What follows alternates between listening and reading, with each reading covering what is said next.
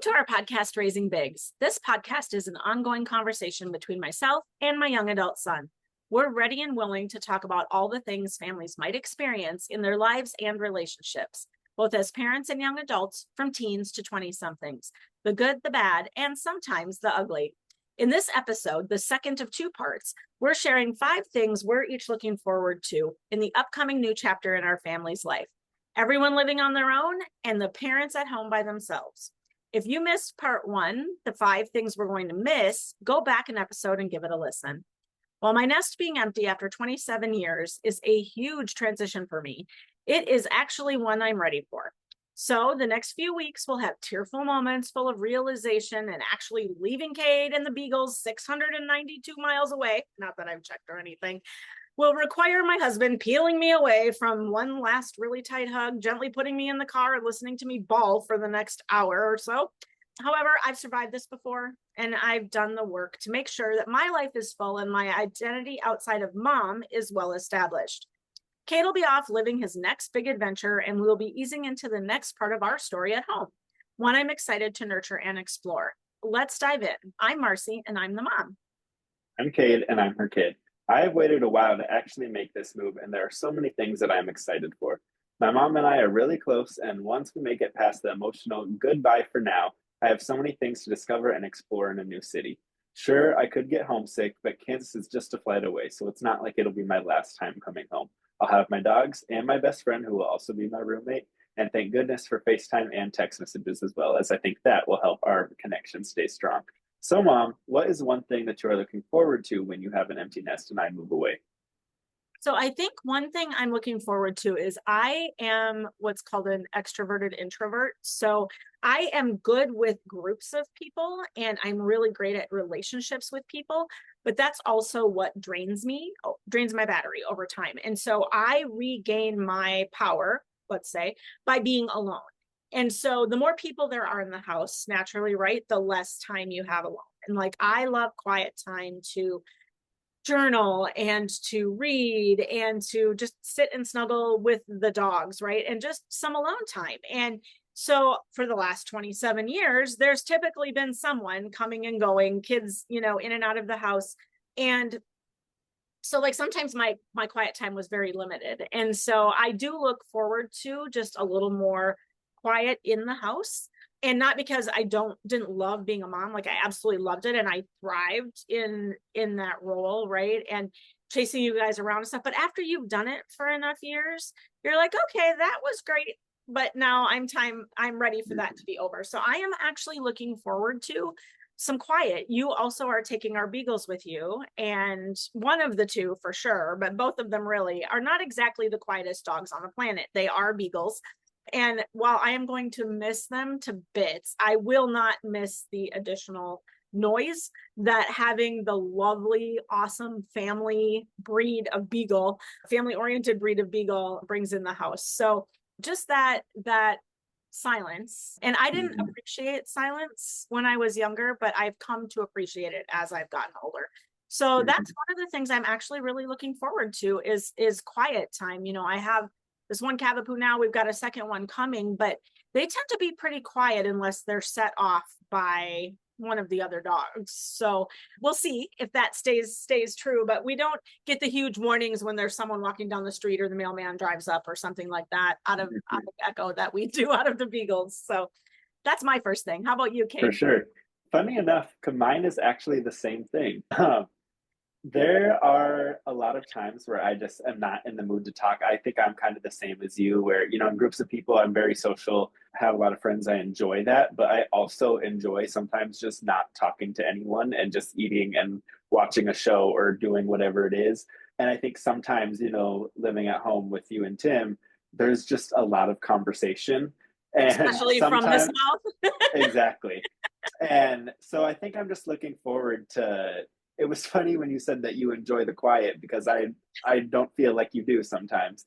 So I'm looking forward to I have a roommate, but she travels for work, so she won't be around, all the time. So although I'm really looking forward to time with her and, us exploring our new city and stuff together, there will also be extended periods of time where she's away. And I'm really looking forward to being able to just be by myself. And I think even kind of like what you talked about is, always having kids and always having that go, go, go. It's like my whole life, I've always had older siblings. I've always had friends over. They've always had friends over. You've always been, go, go, go at work, or I've had activities or whatever. And I feel like I've just always kind of been around people. And I'm excited to have a situation where I'll have time to just be alone. So yeah, that's my first reason. So funny that we both kind of were on the same with that. But I know that My you like your quiet time. And like a lot of times you'll disappear to your room, but it'll be nice that you'll have at times the whole apartment to yourself. mhm, But it also makes me feel very good to know that your best friend's going to be there with you. And so it's not like you are moving 629 miles away all by yourself. mhm, Luckily, I do have a friend on the ground there. And so I feel like I've got, a mama who can get to you if things needed to be. But I know mhm, they're looking forward to that quiet time and not so for many, sure. especially early morning conversation. Yes, those are my least favorite conversations. What's your number two, Kate? My second thing that I'm looking forward to is seeing how our relationship changes as I move. I kind of talked about this a little bit in the first episode, but obviously living together, we're naturally in each other's orbit, naturally seeing each other, having conversations, telling each other what's going on. And I'm looking forward to seeing how our relationship changes through that, and what ways we prefer to communicate now that we're not, in the same household. Are we going to be texting all day? Are we going to, have, one or two times where we call each other every single week, same day, same time? Or is it just going to be we randomly call each other? I'm excited to kind of see how our relationship changes. And, like I said, just kind of how we communicate, how often we communicate, things like that. You also mentioned this in the earlier episode, but just knowing us, I think that we will always communicate in some way or form, either a call or a text or a Snapchat or something in the family group chat or whatever it is. There's very rarely a day that we go by without, talking it in some way. But I'm just excited to see how our relationship changes and, how we communicate and what that future looks like for us. Yeah, and I know that I've thrown it out there before to parents, but I think it's really important, no matter how old your child is when they move out, to let them determine the cadence of the conversation, at least at first, right? Because sometimes they want to take a little bit of time to spread their wings and not be in communication as often. Sometimes they're feeling more homesick and they want to talk to you more often. Mm-hmm. So kind of let your child take the lead. I've been known to reach out to Cade's brother and be like, okay, signs of life, haven't heard from you for 3 days. Like, Uh-huh. so things like that. But if you are having a lot of emotions as a parent about your child leaving, and especially for me, like this is my last child, and we have been alone for like 5 years.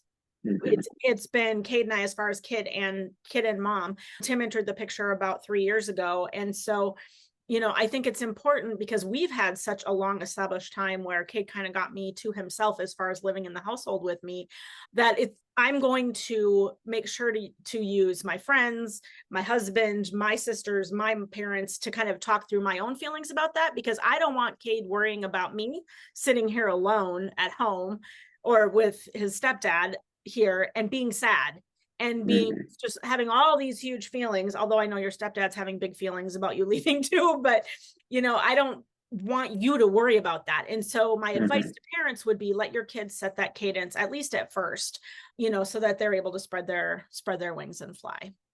For sure. So what would be your second thing that you're looking forward to? So my second thing would actually involves your stepdad. So, when I got married to your dad, right, we had some time alone before we had kids. But Tim came into the family at a time when I already had kids. And so he got a ready-made family. And granted, you guys were all adults at that point, but you were still living at home. And, he had been a bachelor for many, many years. And so it was a big adjustment for him. And so I'm actually looking forward to the time he and I will have alone. That, not that I would have ever wished you not here when it's the three of us, but just for us to be able to establish kind of what our patterns really look like when it's Mm-hmm. just two of us in the house, and see who's going to unload the dishwasher and those kinds of things, and just to have more of that um ability to just be an adult couple without kids in the mix. So that is something that I'm looking forward to as an empty nester, and for us to kind of be able to take life at our pace and, do things that we really want to do, without having to worry, and not that I necessarily worry when my kids are adults, but it's like, I do always take you guys into consideration. And so Hmm. I think just having that time for us to establish ourselves as a couple without children living at home is one of the things that I'm looking forward to. For sure. And I think that'll be, important for you guys and something for you guys to experience. Like, I just feel like for every relationship, you kind of go through phases, whether it's, the first dating phase and then, you guys live together. And then, kind of like you talked about the situation with my father, it's like then you have the situation where you guys are married, but you don't have kids. And then you're married and you do have kids. And even then, like, it's like you were married and you had one kid, and then you were married and you had two kids. And so your relationship kind of changes as life goes on. And I think this will really be a big change for you and Tim, and a time for you guys to kind of, like you said, just figure out what your guys's flow is and how your life now looks with no kids living at home. It's like we're experiencing it in reverse, right? Like, Exactly. and I think it will really make us treasure more the times that one of you or all of you are home. Like I said, I'm thankful your sister's still here in town, because at least I'll have one of my kids close till she decides to pick up and move away, or we decide to pick Mhm. up and move away. We all have big dreams of living big fancy places, so I'm sure that will happen. So that would bring me to my number 3, something that I am looking forward to. And I'm looking forward to kind of having a larger ability to really focus on the things that matter to me going forward. So you mentioned like my health journey and all of the personal growth and development that I've done for years. And I am moving back into the full-time workspace. I'm still going to be doing life coaching and speaking and writing and podcasting, kind of as my back into the side gig mode. But as I'm doing that, it's just, I will be able to have kind of a more focused view, right, of where I'm going as a human being outside of the role of mom. So I've always worked really hard to have other things that are mine and other things that interest me. But I think now I'll be able to really focus on those things, and I won't necessarily be like, oh my goodness, it's the beginning of the month, I need to make sure I get we still have to record the podcast, so we got to get those on the calendar. But like our one-on-one dates and things like that, or things that I'm wanting your special help with, like trying to just arrange the calendar and all of the things that we do to kind of get everything accomplished that we do with us in the house. So I'm really looking forward to the focus kind of on this next piece of my own personal journey, obviously with Tim alongside me, and then you guys cheering me on, right, from the periphery. So I would say that is my number 3, is just the ability to bring the focus back in more on myself. And my Mhm. role as mom is not over. Like, you guys will probably always need me, hopefully in some capacity, Mhm. whether that's just for advice or to, sit and rock my grandbabies for extra time because they're teething or whatever that might be.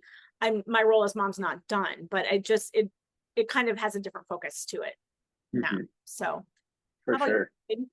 I think my third thing, which I think this is kind of an obvious answer, but I'm really excited to just move to a new city and explore and, see what else is out there. I've always kind of been a big supporter of, like, you shouldn't, live your whole life in one city, or you should, there's just, I feel so much of the world out there. And, even if you move somewhere for a year or two, or you move somewhere and you end up not liking it or whatever, I think that it's important, at least for me, to move and to have that new experience and see new things, try new restaurants, find a new local coffee shop that you want to go to every Saturday morning, or find a new route to run on, or things like that. So I'm just really looking forward to kind of that adventure and that kind of new experience side of things. And then, kind of that goes with it, is looking forward to being able to share that with you and my siblings and my friends and things like that. And, being able to say in our family group chat, oh, I found this, new coffee shop or whatever it may be. And then also being able to, when you or my siblings come visit, being able to share that with you guys and say, oh, I found this really good Italian place, we can go to dinner there, or whatever or here's, we have to go see this monument, or whatever it may be. I think that that's something that's really exciting to think about and to see, is all of that new adventure and the new experiences I'm going to have. Yeah, and my number 4 kind of ties into what you just said, because one of the things I'm really looking forward to is coming to see you on your turf and Mm-hmm. discovering, new things for me, but also sometimes new things with you. Like I've been very intentional in the 7 or 8 times I've been to see your brother who's out in Washington since he moved there about 3 years ago, is that we always do like something that he's gone to do that he really liked, that he wants to show us. But then I always want to make sure there's something brand new that he's been wanting to do that he hasn't done either. So we're discovering something new, at the same time.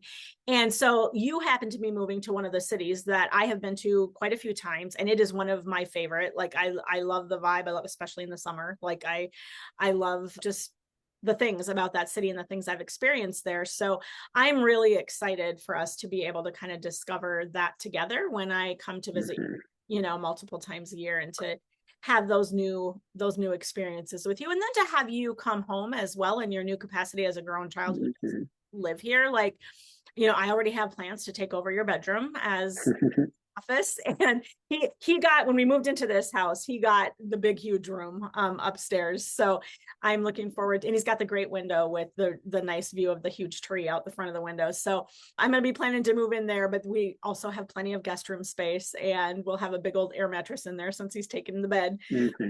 So I look forward to having you come home in that new capacity, right? And having you return to your home as an adult who no longer lives here, because that is a different experience. And so I'm excited to do both of those things with you, to just experience how that changes, me coming to see you elsewhere, but then you also coming home. For sure. That's funny because that's kind of my fourth thing too, is I'm excited to come home as an adult who lives away and kind of experience that. Even, Kinsey, she still lives in town, but to have her own space and things like that, and then to be able to come home.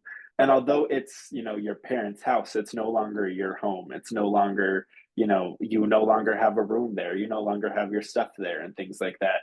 So I don't necessarily know if excited is the word, but I guess I'm more so anxious to see what that is like. And, to have that experience of, okay, I'm going home for the holidays and things like that. Because for, right now, it's always just been, okay, the holiday times, I'm already at home. I don't need to go anywhere. So I think just, kind of navigating that whole, or, planning when I'm going to come visit to come home and things like that. I think that'll be an interesting new dynamic. And I'm excited to see what that looks like and how that turns out. Okay, so that brings us to number 5. And for me, as your mom, it's just getting to watch you fly. Like, you've already done such amazing things just as an adult, even being at home, and sometimes maybe in spite of being at home. Like, you've done some really awesome things, and have really been independent and have carved out like your own unique space in life. But I'm really excited to watch you discover a new city and establish some new connections there, and meet people and make somewhere new your home. And as a parent, right, like, you work really hard the whole time your child is growing up to get them to where they need to be, right? And for me, where that needs to be is that you are a functioning adult in society, right? You are a member of society. You are a caring, kind human being. Like, those were all goals of mine, and that you're happy. Like, that is my overall goal. And so I've worked a lot of years to help get you guys all to this point. So while it's bittersweet to be able to actually just kind of be like the mama bird, right? Like, you push them out of the nest and they're ready to fly. And that's what you want. So that is my number 5. I'm proud of you for making through that without crying. I could hear them building up. Yes. So my 5th point that I'm most excited for is being able to build a new community where I move. Things like the friends I have at the gym that I go to right now, or my friends, that I've either known since high school or through working here, or I've just met in town along the way. Having that kind of community here, I think, has been really enjoyable for me, especially with me working at home and doing school online and things like that. It's, I don't have coworkers that I can see and, go to dinner with after work or things like that. So, those friendships and things like that, I really value and are really important. So I'm excited to build that, in a new city. I know for a lot of people that can be a kind of sad thing, is thinking, oh, I'm moving somewhere where I don't know anyone, or I don't, have that sense of community. But I'm more so excited for that. I'm excited to make new friends. I'm excited to, have that new sense of community. I enjoy making friends. I enjoy getting to know people. So being able to kind of start over and have a fresh start is something that's really, really exciting to me.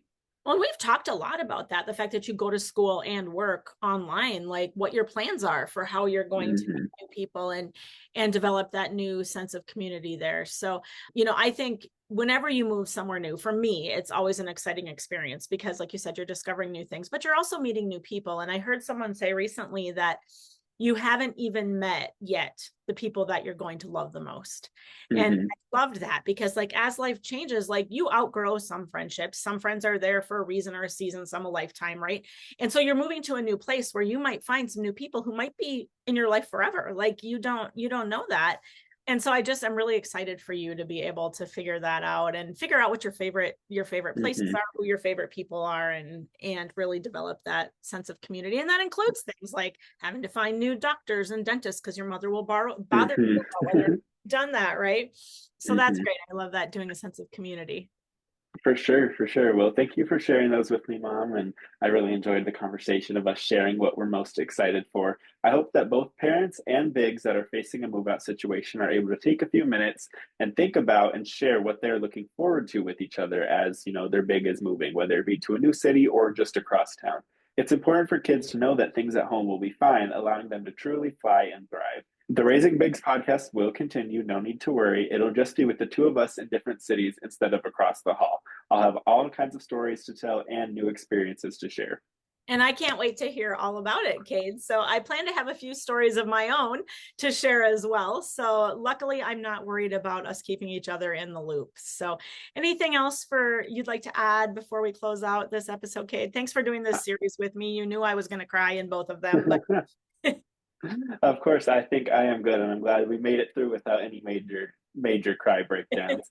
But with that being said, that is a wrap for this episode of Raising Bigs. We thank you all for listening today. We hope you found some takeaways, a fresh perspective, and maybe even an action step or two in this episode.